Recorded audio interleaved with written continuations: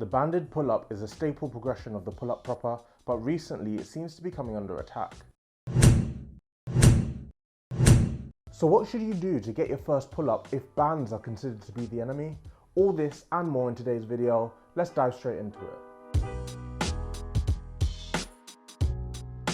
How you doing, Cali Crowd? Welcome back to the channel that makes calisthenics simple. I want to start off by saying that banded pull-ups are certainly not bad. In fact, they are a fantastic exercise, and even if you can do a few pull-ups already, chances are you will benefit from using bands deep into your calisthenics journey. They provide the ability to do more reps at a higher quality through a full range of motion and are easy on the joints. No other pull-up progression offers all of this. But the main reason that banded pull-ups do get a lot of heat is because of the way that the band alters the strength curve of a pull-up. And there is some truth to this. Quick overview of strength curves for a second, because we need to understand them if we're going to understand this argument. Strength curves illustrate how challenging an exercise is when compared to what the dominant joint is doing throughout the movement. For example, a bench press has an ascending strength curve because as we get closer to elbow extension, the exercise becomes easier. The amount of force needed at A versus at B is very different. Conversely, pull-ups have a descending strength curve. In pull-ups, the lats, rear delts and teres major work to adduct the upper arm and the movement pivots at the shoulder. The result is downward scapular rotation into shoulder extension. At the start of a pull-up, we're in shoulder flexion and can produce more force. As the angle on the shoulder increases as we get further into shoulder extension, our ability to produce force decreases, with the top being particularly difficult.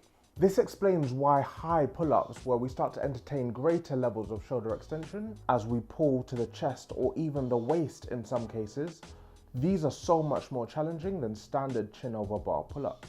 With this in mind then, we can see how a band makes the easiest part of a pull-up even easier while supporting very little with the most challenging part.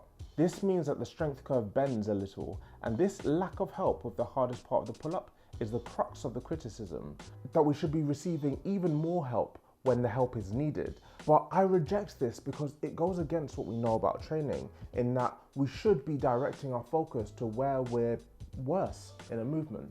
People usually suck at performing the top of a pull-up, so using a band to ensure that we're not wasting our energy on the bit we find easiest makes sense. We want all the benefits that comes from working through a full range of motion, but we also want to make sure that we have the energy to tackle that hardest part of the pull-up, the top, and bands allow us to do this. Now obviously, if you're just using a band to build momentum to get to the top of the pull-up and you end up bouncing around, then this is not going to be productive at all, but that isn't what we're talking about here. And yes, banded pull-ups do have downsides, but allow me to get on my soapbox for just a little bit here and talk about controversialism. The idea that going against the grain of what is known to work will attract attention, knowing that this attention can then be monetized. In the case of the banded pull-up, we have an exercise that we know works. Yes, it has drawbacks, but if we didn't do any exercise unless it was absolutely perfect, we'd never exercise. Just be conscious of motives whenever you see something that you know to be effective labeled as bad. But jumping off my soapbox, and for completeness, alongside banded pull-ups, exercises like the scapular pull-up, pull-up negatives, and pull-up isometrics are a great way to ensure that you have a well-rounded approach to getting your first pull-up. And actually, if you want to see how all of these exercises can slot into a comprehensive training program, then check out this video right here.